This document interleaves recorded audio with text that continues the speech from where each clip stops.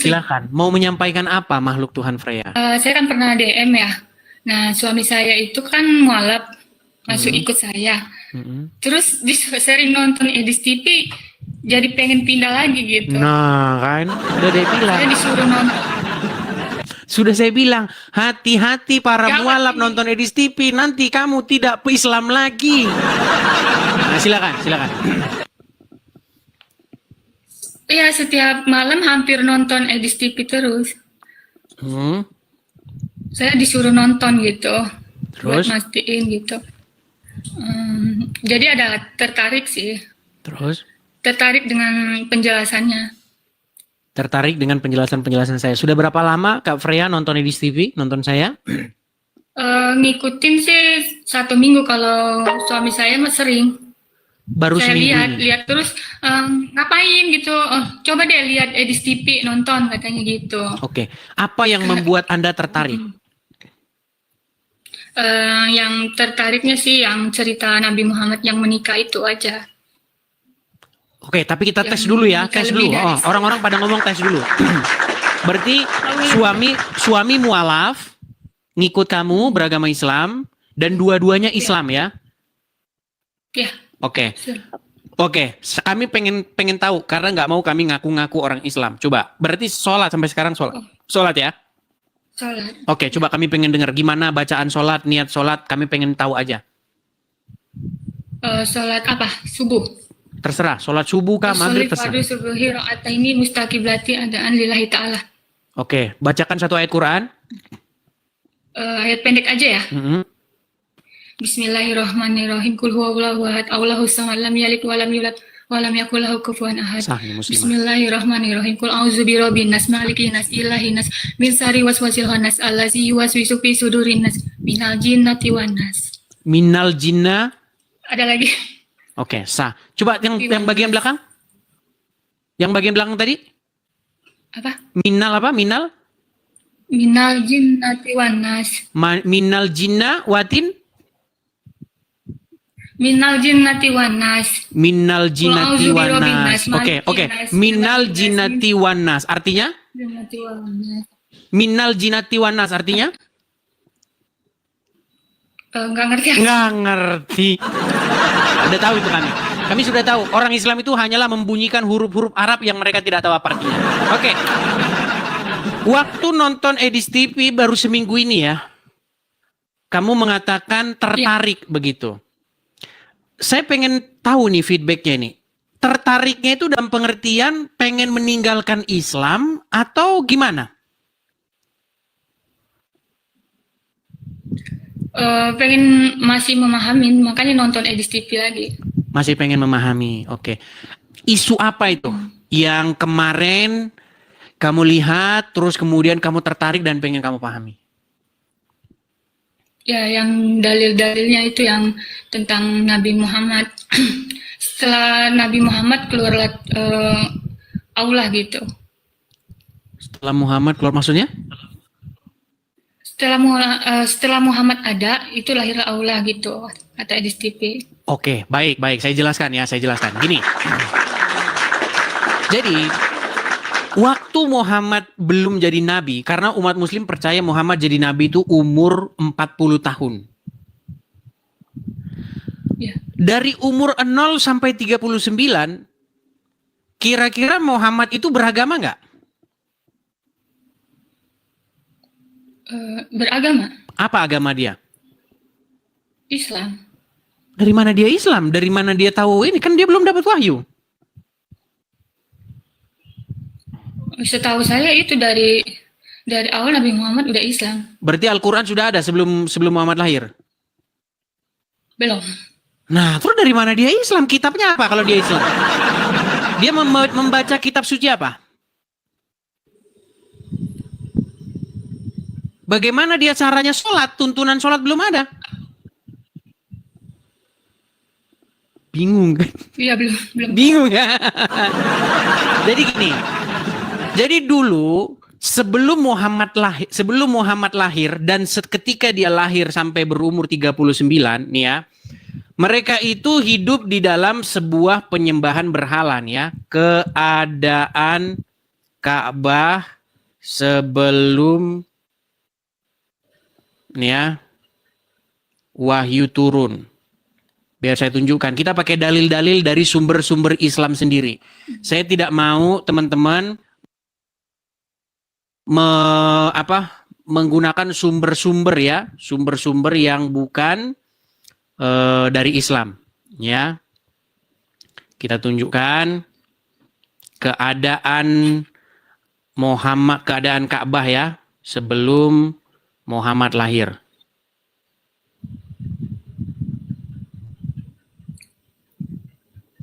Pelan-pelan ya. Ini isunya agak sedikit ini ya. Oke. Saya hilangkan dulu ini. Perhatikan ya, nih. Jadi nama-nama berhala yang mengitari Ka'bah sebelum Islam. Nih ya. Ini bukan karang-karangan ini akurat.com ya. Nih. Perhatikan.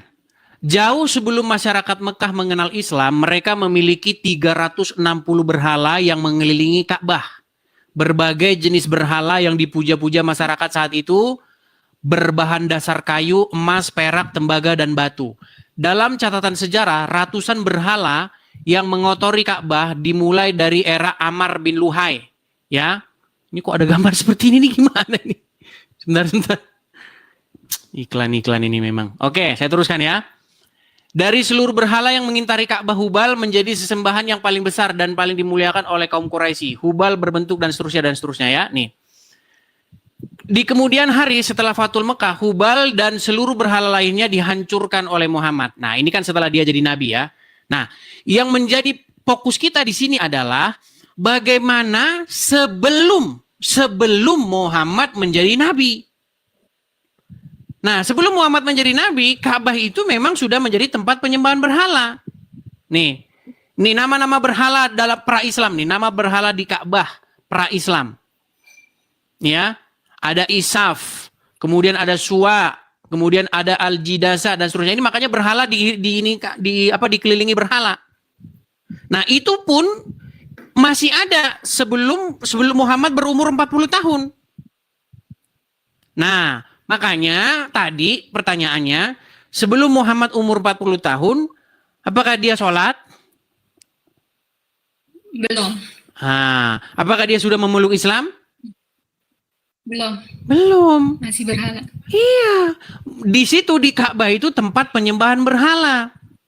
Lalu bagaimana ceritanya? Bagaimana ceritanya Allah itu ada setelah Muhammad? Ceritanya, jadi Tuhan sesembahan orang Quraisy, kaum keluarganya Muhammad, orang-orang Quraisy, mereka itu mengait-ngaitkan Allah itu dengan Tuhannya nabi-nabi Bani Israel. Itu jalan ceritanya. Bahkan dulu waktu Muhammad baru-baru jadi nabi, dia tidak mau kiblatnya itu di Ka'bah. Nggak mau dia. Karena dia tahu Ka'bah itu memang penyembahan berhala. Makanya kiblatnya, coba, kiblat pertama kali waktu Muhammad jadi nabi di mana? Di Mekah. Nah, susah ini kalau kita ngomong yang kayak begini. Kiblat pertama kali umat muslim itu bukan di Mekah. Kiblat pertama kali umat muslim itu di Yerusalem. Iya, karena Muhammad tahu bahwa Mekah itu tempat penyembahan berhala. Tetapi karena orang-orang Yahudi tahu bahwa Muhammad ini bukanlah nabi, melainkan nabi-nabian, akhirnya Muhammad memindahkan kiblatnya ke tempat kiblat orang-orang Quraisy.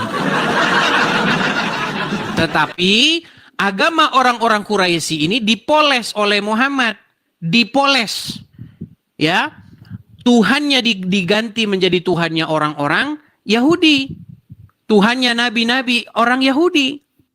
Ritualnya pun dipangkas. Mereka dulu tawaf sambil telanjang, sekarang tawaf pakai kain ihram. Gitu ceritanya. Tapi kalau ke situ nanti ketinggian, makhluk Tuhan Freya, kejauhan. Gak usah yang seperti itu. Itu nanti kalau misalnya kamu sudah tinggi ilmunya, baru bahas ke situ. Kalau sekarang yang simpel-simpel saja. Ya harus. Ya kalau misalnya itu kenapa harus nyembah Yesus gitu? Baik. Menyembah itu apa dulu sih? Begini-begini, gerakan-gerakan begini. Kristen nggak perlu kayak begitu. Nah, kalau di dalam agama Islam memang harus didoktrin, harus nyembah. Begitu. Berbuat jahat lancar, nggak apa-apa, yang penting nyembah. Korupsi, berzina lancar, lanjut terus. Yang penting nyembah. Di dalam Kristen bukan seperti itu konsepnya. Di dalam Kristen itu berbakti. Berbakti itu apa? Melakukan apa yang diperintahkan oleh Tuhan Yesus. Begitu. Jadi bukan begini-begini. Coba, mana yang lebih penting? Melakukan perintahnya, melakukan perbuatan-perbuatan yang nyata, begitu, mengasihi sesama manusia, kemudian membantu orang miskin, memberi makan orang yang tidak kekurangan, memberi pakaian orang yang tidak punya pakaian. Mana lebih baik, kayak begitu atau begini-begini? Kalau begini-begini apa gunanya bagi orang itu? Tetangga kita lapar. Kalau kita menjadi Kristen berbakti kepada Tuhan itu adalah tindakan realita, tindakan realnya seperti apa? Menolong orang miskin tersebut. Tetapi dalam agama Islam ini yang penting nih. Seperti itu. Hanya melakukan gerakan-gerakan. Gitu juga, Bang. Gimana? Gak boleh gitu juga. Oke, Kan saling sekarang saya tanya. menghormati. Oke, sekarang saya tanya, apa hukumnya meninggalkan sholat? Dosa. Oke, mana lebih dosa, berzina atau meninggalkan sholat? Sama-sama. Berzina juga, Salah, meninggalkan juga. sholat lebih besar.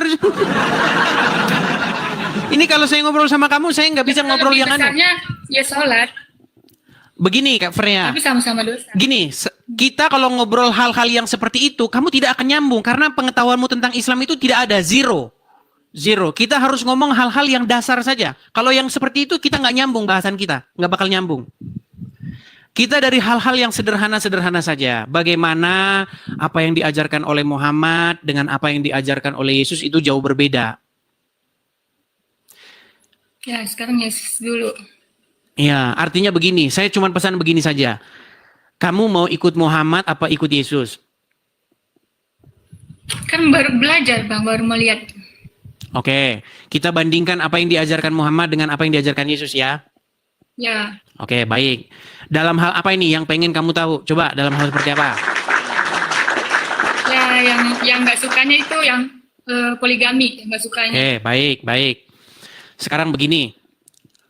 Kalau kamu mengikuti Muhammad, maka kamu harus mengizinkan suamimu itu kawin lagi, betul? Ya, Betul tidak? ya benar. Oke. Kalau ikut ajaran Nabi Muhammad, ya. Ya, bahkan barang siapa suami kalau mau menceraikan istrinya tinggal talak saja, betul? Aku ceraikan kamu, betul? Ya. Nah, sementara apa yang diajarkan oleh Tuhan Yesus? Apa yang dipersatukan oleh Tuhan tidak dapat dipisahkan oleh manusia. Secara logis menurut kamu nih, ajaran yang kamu terima di hati nurani kamu yang mana? Apa? Hati nurani kamu mengungkapkan mana yang pantas ditiru? Yang diikuti? Yang diikutin apanya? Berat kan? Nih, ada Muhammad. Apa? Gini, kita bandingkan ya. Ada sosok Muhammad dengan ada sosok Yesus, betul? Ya. Oke, ya. Muhammad mengajarkan ini dalam sebuah hubungan pernikahan ya. Muhammad mengajarkan apa? Ya. Boleh tempeleng istri. Boleh tempeleng istri. Ada ayatnya. Mau saya tunjukkan ayatnya? Nggak usah, Bang, kelamaan. Oke, boleh pukulin istri, boleh. Komen jahat-jahat banget. Boleh memukuli istri. Kemudian di dalam Kristen diajarkan apa? Supaya seorang suami janganlah berbuat kasar kepada istri. Coba sekarang saya tanya, dari hati nuranimu yang paling dalam, mana yang lebih pantas diikuti? Yesus kalau untuk kebaikan. Iya, terus kenapa kamu menunda-nunda? Kita ngapain bahas Ka'bah, berhala Ka'bah, meninggalkan sholat, nggak usah yang tinggi-tinggi, nggak sampai. Muslim itu senang yang sederhana, mungil-mungil. Muslim itu senangnya mikirin hal-hal kecil. Kalau hal yang besar nggak bisa, nggak sampai. Akalnya nggak sampai. Dari hal sederhana itu saja, kamu sudah sepakat bahwa Yesus lebih pantas diikuti ketimbang Muhammad. Betul? Ya, menurut saya ya. Terus apa yang menyebabkan kamu menunda-nunda untuk meninggalkan Muhammad? Ya kan nanti kan sering nonton nih Edis TV nih. Nanti kalau udah meyakinkan nanti saya. Tapi ada niatannya, ada niatan dalam hati pengen meninggalkan Muhammad dan ikut Tuhan Yesus ya? Hanya saya yang tahu. Oh, oke lah, baiklah. Dia berani. Gimana? Kan sering nonton, Ya. jadi kan mempelajarin dulu. Oke, betul. Saya setuju Nggak dengan bisa itu. langsung. Jangan buru-buru. Artinya ketika mengambil satu keputusan nanti sangat vital. Nah gini, Tuhan Yesus mengajarkan apa? Supaya untuk menjauhi yang namanya perzinahan. Bahkan di dalam Al-Quran ada satu ayat yang mengatakan, jangan kamu mendekati zina. Tetapi ada satu riwayat di mana Muhammad itu menyuruh orang melakukan perbuatan, mohon maaf, cabul. Tahu nggak? Tidak tahu. Jadi suatu ketika adalah seorang suami istri yang di rumahnya itu tinggal seorang pemuda. Misal kamu dengan suami nih. Oke, suami kamu punya tangan kanan, punya asisten pribadi tangan kanan, anak angkat dia, seorang lelaki, seorang pemuda. Tetapi suamimu itu cemburu dia karena keberadaan laki-laki tersebut di rumah. Ini terjadi di dalam kisah kepada Muhammad. Jadi ada seorang bernama ada seseorang bernama Abu Huzaifah. Abu Huzaifah ini punya suami namanya Sahlah. Oke? Nah, di rumah mereka berdua tinggal seseorang bernama Salim. Lalu Sahlah ini mengadu kepada Muhammad. Ya Rasulullah, sesungguhnya di wajah suamiku itu terdapat raut wajah kecemburuan sehubungan dengan keberadaan Salim di rumah kami. Bagaimana solusinya? Dia minta solusi sama Muhammad. Muhammad memberikan solusi seperti apa tahu? Dia memberikan solusi bahwasanya si Sahlah itu harus menyusui Salim tadi. Iya, itu suami saya udah cerita itu. Iya, bagaimana kamu ikutin Nabi yang kayak begitu? Ibarat kata nih, suamimu punya anak angkat, punya asisten ya yang tinggal di rumah tapi udah dewasa dia. Terus kamu ngadu kepada Rasulullah, ya Rasulullah, bagaimana nih suami saya cemburu nih. Padahal dia itu anak angkatnya sendiri loh. Pembantunya sendiri, budaknya sendiri, orang suruhannya sendiri, kok dia cemburu? Lalu Rasulullah menyuruhmu, wahai Freya, supaya suamimu tidak cemburu, susuilah laki-laki itu. Emang ada. Oh ada. Makasih Kak Ceki, makasih. Ada. Waduh, terima kasih Kak Ceki. Nih ya, saya tunjukkan ya. Saya tunjukkan.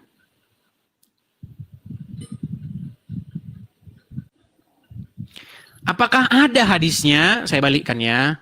Tapi selama kamu jadi muslim tidak pernah mendengar ini ya? Iya. Oke, Kan baik. baik-baik. Baik. Kita akan tunjukkan kepada dia nih ya. Hadis menyusui anak dewasa. Ini kalau makanya untuk meninggalkan agama Islam hanya dibutuhkan sedikit keberanian untuk berpikir logis. Saya bacakan ya. Telah mengabarkan kepada kami Yunus bin ini nama-namanya kita skip saja ya karena banyak nih riwayat-riwayatnya dari Aisyah.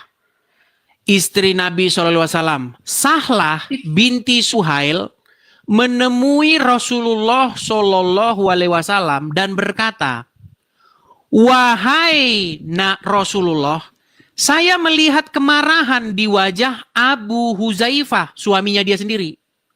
Karena Salim masuk ke rumahku.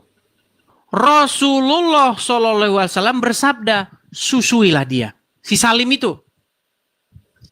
Ia menjawab, Sahlah menjawab, ia sudah memiliki jenggot. Beliau bersabda, susuilah ia dan akan pergi kemarahan yang ada di wajah Abu Huzaifah suamimu. Ia berkata, demi Allah aku tidak mengetahui di wajah Abu Huzaifah setelah itu. Setelah itu nggak cemburu lagi. Satu hadis, bukan satu hadis, ada banyak hadis. Perhatikan, telah mengabarkan kepada kami bla bla bla bla bla bla bla ya. Sahlah binti Suhail menemui Rasulullah SAW dan berkata, saya melihat kemarahan di wajah Abu Huzaifah karena Salim masuk ke rumahku. Beliau bersabda, susuilah ia. Ia berkata, bagaimana saya menyusuinya? Sedangkan ia adalah anak laki-laki dewasa. Kemudian beliau bersabda, bukankah saya tahu bahwa ia adalah laki-laki dewasa? Kemudian ia datang setelah itu dan berkata, demi zat yang mengutusmu dengan kebenaran sebagai nabi, saya tidak melihat suatu apapun di wajah Abu Huzaifah suamiku setelah itu yang tidak saya suka. Jadi setelah disusui, Abu Huzaifah tidak cemburu lagi. Saya teruskan lagi. Bukan cuma satu hadis. Ya. Dikatakan ini. Nabi SAW memerintahkan istri Abu Huzaifah untuk menyusui Salim, Ma'ula Abu Huzaifah, hingga hilang kecemburuan Abu Huzaifah. Ia menyusuinya sedang ia adalah lelaki dewasa. Rabi'ah berkata, hal tersebut merupakan keinginan bagi Salim. Ada lagi? Banyak ini riwayat ini sahih. Nih ya. Sahlah menemui Rasulullah SAW dan berkata, wahai Rasulullah, sesungguhnya Salim memasuki rumah kami dan ia telah berfikiran seperti yang difikirkan oleh lelaki dewasa dan telah mengetahui apa yang diketahui lelaki dewasa. Maka beliau bersabda, susuilah dia, si Salim itu, yang keluar masuk rumahmu itu, yang bukan suamimu itu. Susuilah dia, maka engkau akan menjadi haram baginya dengan hal tersebut. Kemudian saya tinggal 1 tahun tidak menceritakan hadis tersebut dan bertemu Al-Qasim kemudian berkata, ceritakan hadis tersebut dan engkau tidak akan takut. Nih, banyak hadisnya itu banyak sekali. Jadi jelas sekali bahwa ibarat kata, kalau kamu dengan suami memiliki seorang pria lain di rumah,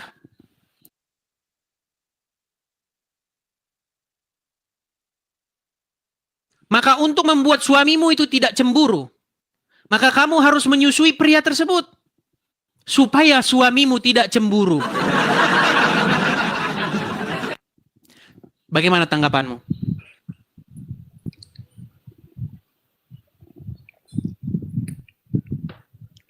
Nanti saya baca-baca lagi. Baik. Masih banyak waktu. Masih banyak waktu, bahkan saya sering mengatakan begini. Kalau nonton Edis TV, 1 kali pasti akan marah-marah, mengatakan kafir, laknatullah, jahanam, dajjal, pengarang, pemfitnah. Itu bagi orang yang pertama kali nonton Edis TV. Untuk kedua kali, orang sudah mulai berpikir, ini kan zaman internet. Gampang saja saya lihat itu, saya googling saja apakah Edis ini bohong atau tidak. Kedua kali nonton Edis TV, orang akan berpikir dan mencari tahu apakah benar yang diomongin Edis TV. Ketiga kali nonton Edis TV, orang akan mulai manggut-manggut mengiyakan apa kata saya. Nah, hati-hati untuk yang keempat. Untuk yang keempat kali, mustahil Anda masih menjadi Islam setelah nonton Edis TV. Jadi memang ada tahap-tahapnya, Kak Freya. Saya pun tidak memaksakan harus hari ini, harus sekarang juga, tidak. Ada banyak sekali video-video saya terutama di Facebook yang sudah dirapi-rapikan oleh orang, walaupun itu bukan akun saya, silakan lihat saja di reel Facebook. Ada banyak, ada ribuan Facebook saya di situ. Nanti setelah kamu menonton video-video saya rasa niat kamu akan bulat untuk meninggalkan Muhammad dan datang kepada sumber kebenaran, yaitu Tuhan Yesus. Seperti itu. Oke, Kak Freya? Terima kasih. Sama-sama, Kak Freya. Mungkin ada yang mau disampaikan? Terima kasih penjelasannya. Mungkin ada yang mau disampaikan? Cukup, nanti saya pelajarin. Nanti saya nonton terus Oke. Edik TV. Makanya jangan lupa, teman-teman juga kalau nonton Edik TV, klik share dan bagikan. Begitu.